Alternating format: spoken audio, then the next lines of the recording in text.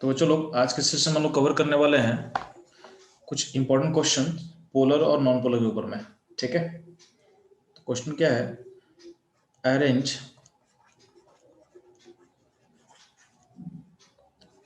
According to dipole moment या आप बोल सकते हो पोलरिटी और पोलैरिटी के अकॉर्डिंग हमको अरेंज करना है। ठीक है, arrange according to dipole moment और पोलरिटी। ठीक है, यहाँ पे क्वेश्चन दे रहे हैं। तो पहला क्वेश्चन है कि HF है, HCl है, HBr है और HI है। ठीक, सेकंड क्वेश्चन दे रहे हैं आपके सामने हम CH3F, CH3Cl, CH3Br and CH3I। Third question है CHCl3, CH2Cl2, CH3Cl and CCl4। ठीक है, फोर्थ क्वेश्चन क्या होगा, CBr4, CHBr3, CH2Br2, CH3Br। तो यहाँ तक हम लोग कल भी सॉल्व कर चुके हैं सेम क्वेश्चंस को, दोबारा मैं रिपीट कर रहा हूँ बस। तो आप लोग से ट्राई करना, नहीं समझ आया तो फिर से मैं बता दूंगा आप लोग को। फिफ्थ नंबर में क्या है, तो CH2 double bond CHCl and CH3CH2Cl, इसको कंपेयर करना आपस में। ठीक है, सिक्स नंबर में क्या है, तो इन दोनों कंपाउंड को कंपेयर करना है।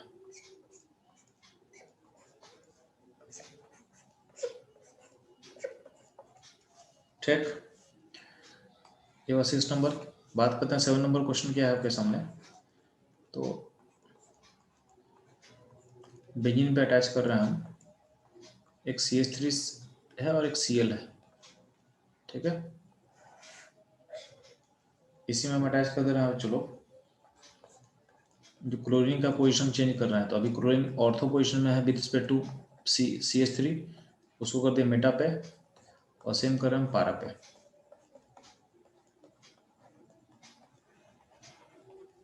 ठीक है, बात करते हैं 8 नंबर पे हम लोग। 8 नंबर का क्वेश्चन है कि CH3F एंड CD3F, डी मतलब ड्यूटेरियम, हार्डन का आइसोटोप है, इसमें डायपोल कैसे कंपेयर करोगे।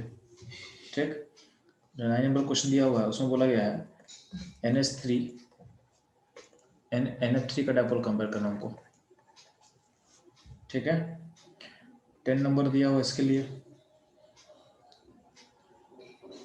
N से लिंक किया हुआ CH3 3, N से 3 CH3 लिंक किया हुआ है और इसको कंपेयर करना है N से लिंक किया हुआ SiH3,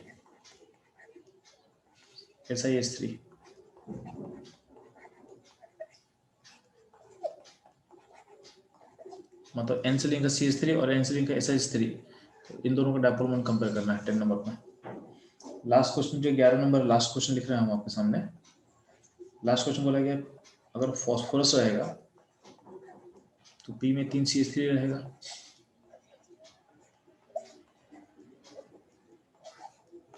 और P में अगर 3 SiH3 रहेगा, P में 3 SiH3 होगा,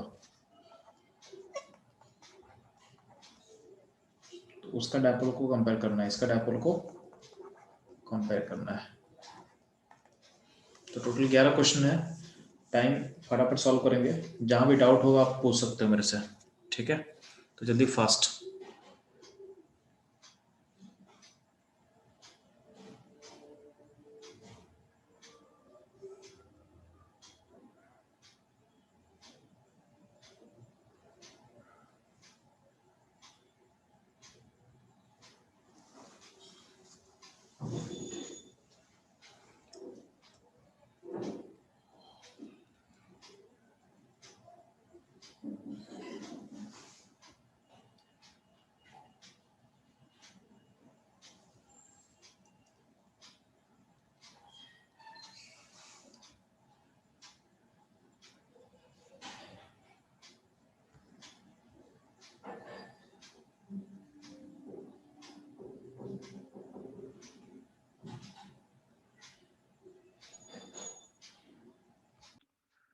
बच्चों लोग इस क्वेश्चन में ध्यान देना।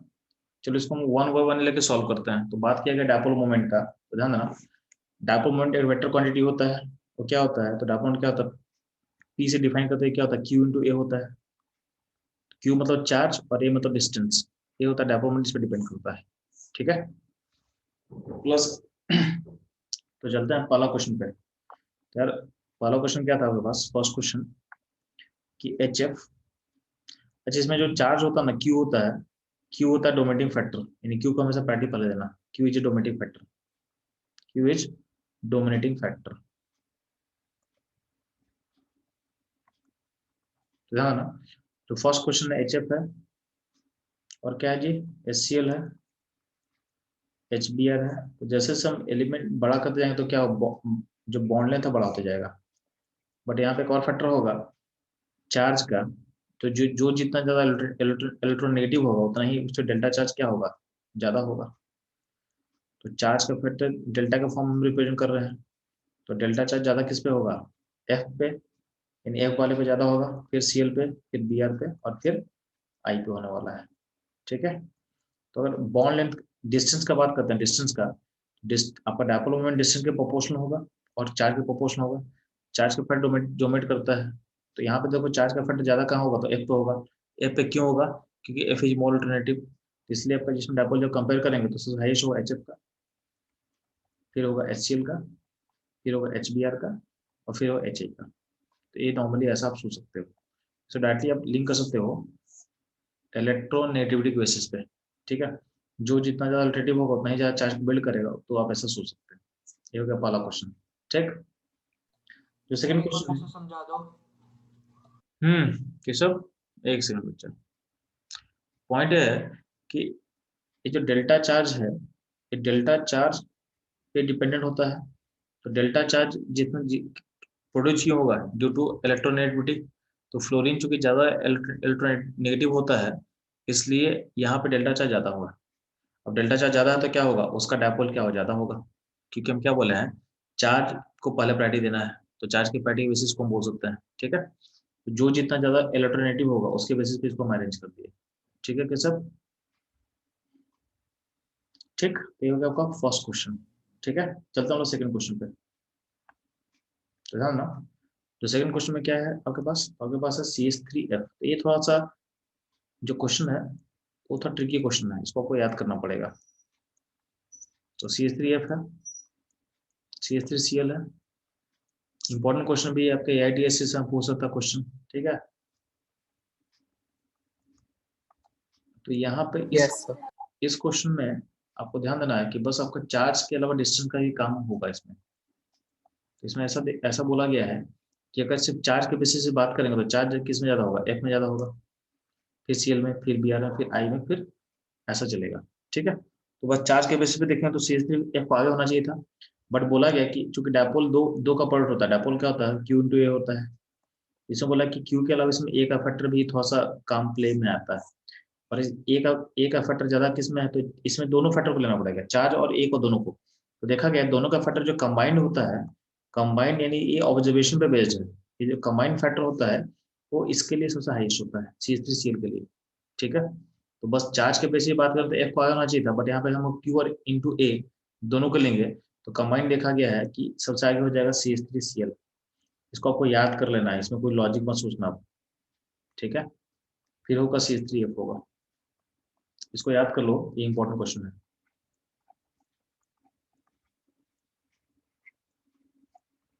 ठीक, तो इसको आपको याद कर लेना है। ये हो गया सेकंड क्वेश्चन का आंसर। ठीक, आते हैं हम लोग थर्ड क्वेश्चन पे। तो थर्ड क्वेश्चन क्या है, तो आपके पास है सी एस सी, एक C H C L three. तो आपके पास तीन सी एल है और एक एच है। ठीक है, अगला है C H two C L two, यानी दो एच है और दो सी एल है। अगला है C H three C L. तो आपके पास तीन एच है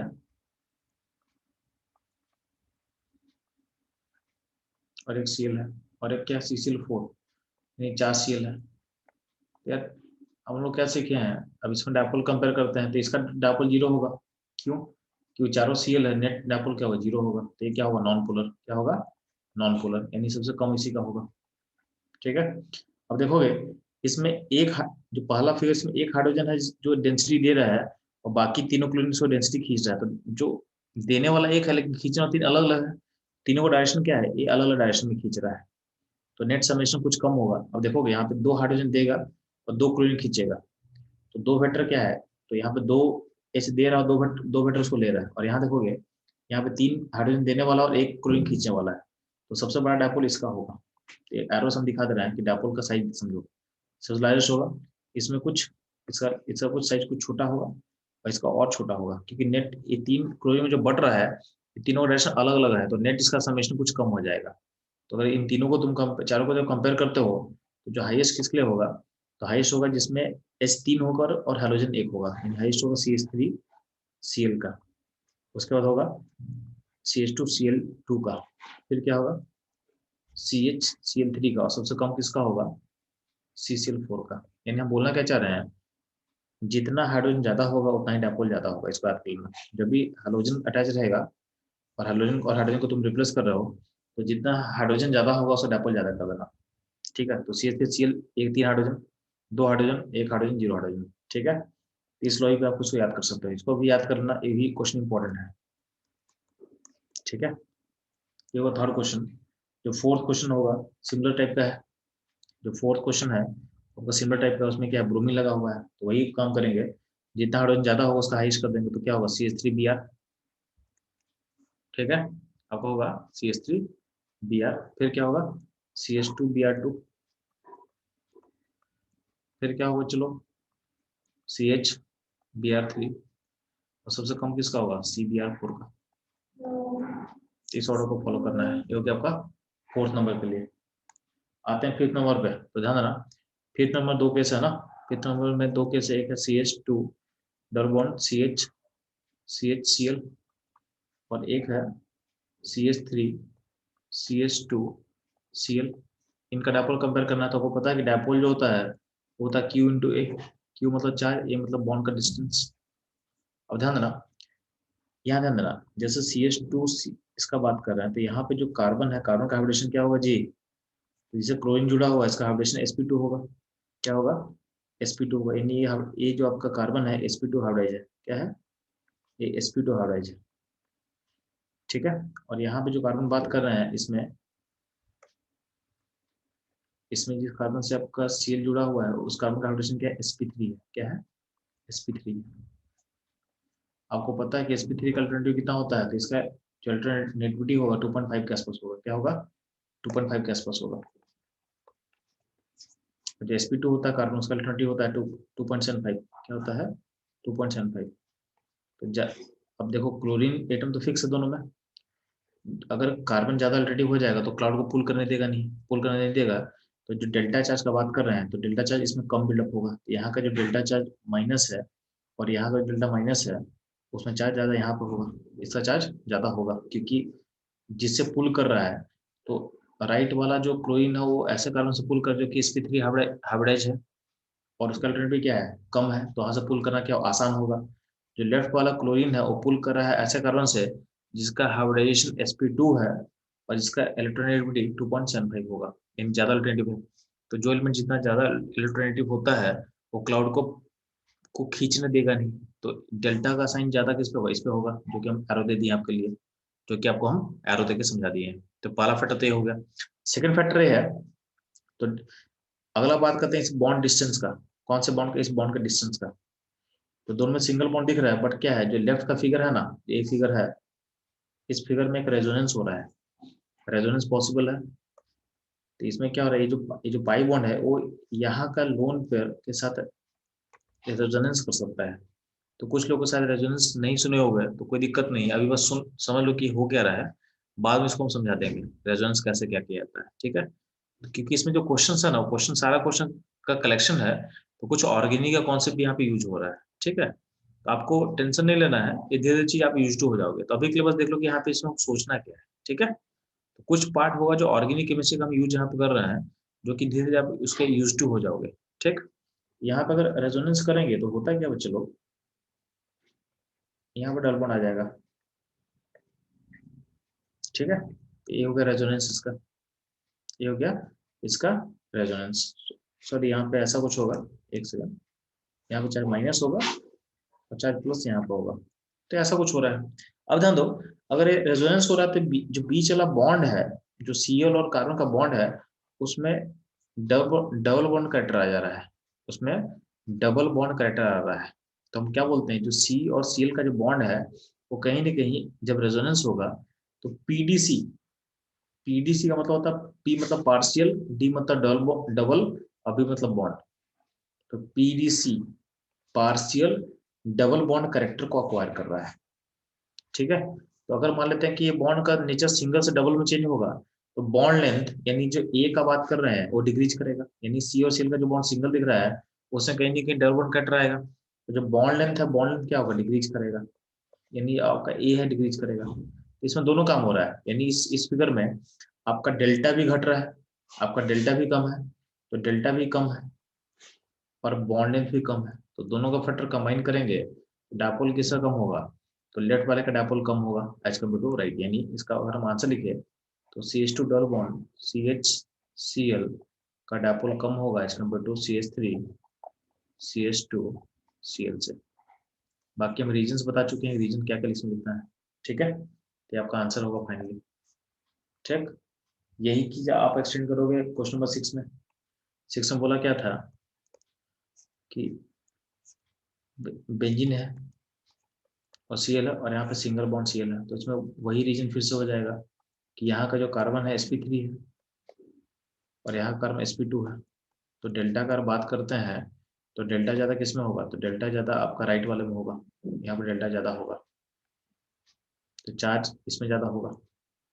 अगला बात करते हैं बॉन्ड लेंथ का, तो कहीं ना कहीं यहाँ पर रेजोनेंस पॉसिबल है, यहाँ पर रेजोनेंस पॉसिबल नहीं है, तो यहाँ पर रेजोनेंस होगा तो बॉन्ड लेंथ डिक्रीज करेगा, बॉन्ड लेंथ डिक्रीज करेगा यानी जो ए है ये डिक्रीज करेगा, यानी जो बॉन्ड स्ट्रेंथ डिक्रीज करेगा due to resonance, due to resonance.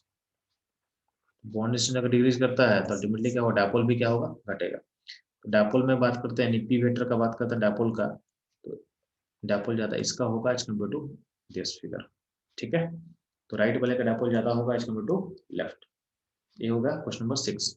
ठीक, बात करते हैं लोग 7 नंबर पे, ध्यान देना, क्वेश्चन 7 ध्यान देना। 7 में आपका बेंजीन रिंग में दो ग्रुप अटैच किया हुआ है, एक है CH3 और एक है Cl। आपको पता होना चाहिए कि दोनों ग्रुप का नेचर अलग अलग होता है, CH3 इलेक्ट्रॉन देता है और Cl जो इलेक्ट्रॉन खींचता है। तो इस टाइप का फिगर को हम लोग कल बताना सिखाया था आपको कि दोनों का नेचर अगर डिफरेंट होता है तो हम लोग डायपोल कैसे कंसिडर करते हैं। तो डायपोल देखोगे तो Cl खींच रहा है और आपको कार्बन दे रहा है, तो ये देगा और खींचेगा, तो देगा खींचेगा, तो इसमें एंगल देखोगे तो यहाँ दे रहा है और खींच कहाँ रहा है, इस तरह से, तो दोनों मीटर में एंगल कितना है, 120 का एंगल है। इसमें यहाँ देखो दे रहा है, यहाँ से खींचेगा, तो इसको आप एक्सटेंड करो तो देखो इसके और इसके बीच में एंगल कितना है, तो इसमें एंगल दिखेगा आपको 60 दिखेगा, और ये देगा और ये खींचेगा, तो इसमें देखो एंगल दोनों क्या है, दोनों एंगल सेम एंगल है, तो थीटा क्या होगा, थीटा 0 डिग्री। तो आपको दिख रहा है कि वेक्टर सबसे अच्छा कब ऐड होगा, जब जब दोनों का एंगल बीच में 0 होगा यानी कोलिनियर होगा, तो सबसे अच्छा वेक्टर कब होगा, इस केस में फिर इस केस में, यानी बेटर क्या है, पारा वाला सबसे ज्यादा होगा, फिर मेटा और फिर ऑर्थो। ये हो जाएगा क्वेश्चन नंबर 7 का आंसर। ठीक, यहाँ तक आप लोगों को प्रॉब्लम नहीं होना चाहिए मेरे हिसाब से। ठीक है, बात करते हैं लोग क्वेश्चन 8 पे, तो 8 पे क्वेश्चन दिया हुआ है कि सी में H है और यहाँ पे F लगा दिए हैं, और एक में सी में D लगा हुआ है, तो D क्या है, D कुछ नहीं, D आपका हाइड्रोजन का आइसोटोप है, क्या है, हाइड्रोजन का आइसोटोप है। ठीक, तो हाइड्रोजन के जब आइसोटोप का बात कर रहे हैं तो ध्यान देना, H और D में जो D है वो ज्यादा डेंसिटी देता है, मतलब D का जो डोनेशन पावर है वो H से ज्यादा होता है, तो D अगर ज्यादा देगा तो फ्लोरीन ज्यादा खींचेगा, तो जो डेल्टा साइन यहाँ बिल्ड हो रहा है वो ज्यादा बड़ा किसका होता है, तो बड़ा इसका होगा। ठीक है, तो चार्ज ज्यादा बड़ा अगर इस केस में है राइट वाले में, तो इसलिए डायपोल भी ज्यादा, क्योंकि बॉन्ड लेंथ तो दोनों में सेम ही रहेगा ना, सी और एफ का बॉन्ड में कोई चेंज तो होगा नहीं, तो चूंकि ड्यूटेरियम का डोनेशन कैपेसिटी ज्यादा होता है तो ऑटोमेटिक जो चार्ज बिल्ड होगा वो फ्लोरीन सेकेंड वाले फिगर में ज्यादा होने वाला है, तो अल्टीमेटली आपका जो डायपोल होगा CD3F का ज्यादा होगा एज कम्पेयर टू CH3F। ठीक है, ये भी हम लोग बात करेंगे, ये बेसिकली हम लोग आई इफेक्ट बात करेंगे, तो ये भी ऑर्गेनिक केमिस्ट्री से लिंक होगा। तो कुछ क्वेश्चन ऑर्गेनिक केमिस्ट्री में चला जाएगा, तो लेकिन तब भी आपको आंसर तो पता होना चाहिए कि ऐसा कुछ बोलेंगे, क्यों बोलेंगे तो रीजन बता दिए हैं। ठीक है, कि डी का डोनेशन कैपेसिटी क्या होता है, हाई होता है, इसलिए आप ऐसा बोल सकते हैं। ठीक, ठीक है। नेक्स्ट बात करते हैं क्वेश्चन नंबर 9 में, तो ध्यान देना, जो 9 नंबर क्वेश्चन है उसमें क्या है, ए का NH3, तो NH3 ध्यान देना, तो NH3 ऐसा कुछ होता है, और एक NF3। तो इसको स्टडी करने से पहले आपको ये समझ में आना चाहिए कि किसी टाइम पे अगर लोन पेयर रहेगा ना, मान लेते किसी टाइम पे अगर आपके पास लोन पेयर है, तो लोन पेयर इटसेल्फ क्या होता है, तो लोन पेयर इटसेल्फ एक एक वेक्टर होता है, और लोन पेयर बहुत ज्यादा स्ट्रॉन्ग वेक्टर होता है, मतलब लोन पेयर मतलब फ्री इलेक्ट्रॉन्स है, यानी चार्ज फ्री है।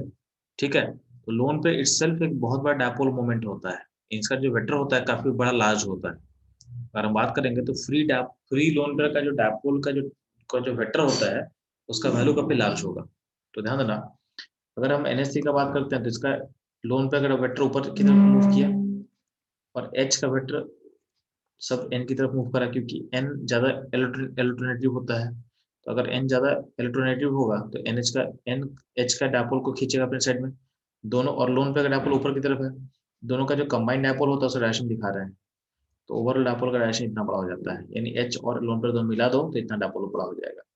ठीक, हम बात करते हैं F का, तो चूंकि F ज्यादा इलेक्ट्रोनेगेटिव होता है देन N, तो F क्या होता है, क्लाउड को अपने साइड पुल करता है, पुल किया, F जो है क्लाउड को अपने साइड पुल करेगा, तो एफ का वेक्टर नीचे की साइड आ रहा है नेट, और लोन पेयर का डायपोल ऊपर की तरफ मूव करेगा। तो यहाँ पे दोनों देखोगे, तो जो फ्लोरीन का डायपोल है और जो लोन पेयर का डायपोल है वो एक दूसरे के साथ कोहेरेंट नहीं है, यानी बेसिकली आप हो क्या रहा है कि फ्लोरीन का जो डायपोल है और जो लोन पेयर का डायपोल है वो कोहेरेंट नहीं है। इसका मतलब क्या होगा, इसका मतलब दोनों एक दूसरे को अपोज कर रहा है। यहाँ पे देखो NH3 में क्या था, H और लोन पे दोनों एक दूसरे को क्या सपोर्ट कर रहा था, यहाँ पे F और लोन पे दूसरे एक दूसरे क्या कर रहा है, अपोज कर रहा है। क्या कर रहा है, चलो अपोज कर रहा था, अपोज कर रहा था, तो क्या होगा, क्योंकि बड़ा वेक्टर किसका होगा, तो बड़ा वेक्टर अभी भी लोन पे का होगा, तो दोनों का कंबाइंड वेक्टर जो होगा वो छोटा हो जाएगा। तो इसका साइज हम दिखा दे रहे हैं, तो दोनों, अब इन दोनों कंपेयर करें तो बड़ा डायपोल किसका होगा, NH3 का, इसलिए बोला गया कि NH3 का डायपोल मोमेंट ज्यादा हाई होगा देन NF3। ठीक है, तो ये ध्यान देना। नेक्स्ट के ध्यान देना, क्वेश्चन नंबर 10। 10 में क्या है कि N के साथ लिंक है CH3,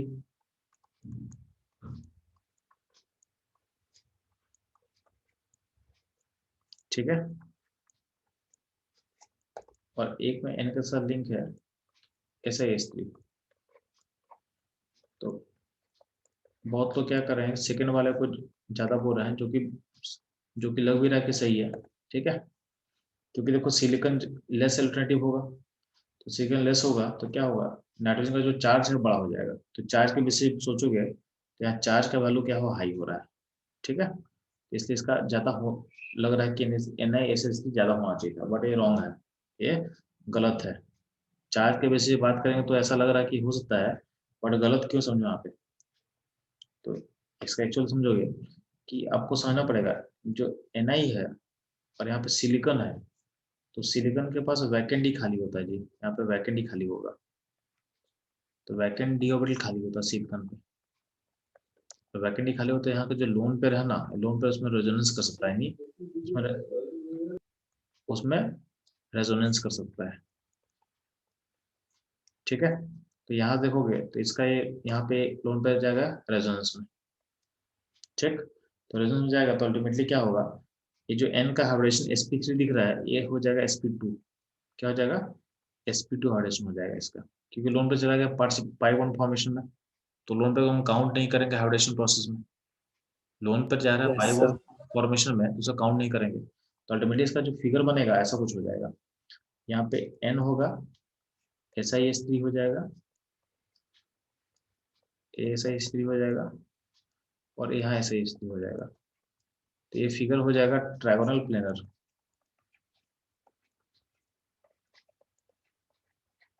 और लोन पर क्या हो रहा है, कभी यहाँ जा रहा है, कभी यहाँ जा रहा है, कभी यहाँ जा रहा है।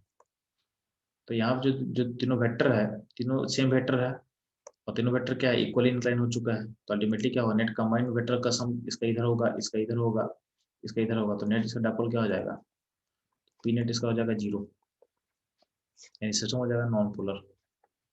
ठीक है, तो ये चीज आपको सोचना पड़ेगा बहुत सा। लेकिन जब वही चीज हम बात करेंगे, इसमें नहीं है, इसमें तो कार्बन में वैकेंडी है नहीं, तो इसका शेप होता है पिरामिडल, इसका शेप होगा पिरामिडल, पिरामिडल शेप होगा तो क्या होगा, तो इस केस में आपका C3 से खींचेगा और लोन पर ऊपर की तरफ खींचेगा, तो कंबाइन वेक्टर काफी बड़ा हो जाएगा। ठीक, और यहाँ पे क्या है, ये सिस्टम हो जाएगा प्लानर, क्या हो जाएगा, प्लानर। इसका नेट डायपोल क्या होता है, पी नेट क्या होता है 0, अभी हम जस्ट सीखे हैं। तो नेट डायपोल किसका हाई होना चाहिए, तो अगर इसके वजह से बात करेंगे तो नेट डायपोल हाई होगा NCH3 का, इसका डायपोल ज्यादा होगा। ठीक है, ये ध्यान देना। ठीक, तो क्वेश्चन नंबर 10 समझ में आ गया। लास्ट क्वेश्चन है मेरा, क्वेश्चन नंबर 11। तो 11 ध्यान देना, इसमें फॉस्फोरस ले लिए P। तो आपको पता है कि जो थर्ड पेड का एलिमेंट होता है पाई बॉन्ड नहीं फॉर्म करता है। तो इसमें देखोगे तो फॉस्फोरस, और यहाँ बात करेंगे SI3 का, तो यहाँ भी SI3 में वैकेंडी है, वैकेंडी यहाँ भी है, बट यहाँ पे बैक बॉन्डिंग यानी यहाँ पे रेजोनेंस पॉसिबल नहीं है। क्यों नहीं पॉसिबल है, क्योंकि फॉस्फोरस क्या है, फॉस्फोरस थर्ड पेड का एलिमेंट है, तो थर्ड पेड एलिमेंट से यहाँ पे जो बॉन्डिंग का बात कर रहे हैं, बॉन्डिंग, तो बॉन्डिंग नहीं हो सकता है, क्योंकि डिस्टेंस दूर हो जाएगा, तो काम मत करना। यानी यहाँ पे रेजोनेंस होने की पॉसिबिलिटी है ना, वैकेंडिंग वो नहीं होने वाला है। इसका मतलब ये प्रोसेस को हम डिस्कार्ड कर दे रहे हैं, तो ये प्रोसेस होगा नहीं। इसका मतलब क्या है कि ये प्रोसेस होगा नहीं, तो इसको ऐसे ही दिखा देना, यानी क्या दोनों का दोनों पिरामिडल होगा, यानी both are pyramidal, both are pyramidal. तो अब नहीं होगा तो चार्ज किस में ज्यादा है, तो चार्ज ज्यादा होगा यार इस केस में, और डिस्टेंस भी ज्यादा इसी केस में है। तो जो डायपोल होता है Q/A, दोनों फैक्टर क्या हो, दोनों फैक्टर इसी केस में ज्यादा है, तो डायपोल किसका हाई होगा, तो डायपोल इसी का हाई होगा, यानी इसका डायपोल को आप ज्यादा बोलोगे, यानी this is greater than this. तो डायपोल क्या होगा, इसका हाइयर होगा एज कम्पेयर टू दिस। तो दोनों में क्या होगा, राइट वाला का डायपोल हाई होगा। ठीक, तो ये रहेगा सारा इंपॉर्टेंट क्वेश्चंस पोलरिटी और डायपोल मोमेंट के ऑर्डर के ऊपर। ठीक है, चलो।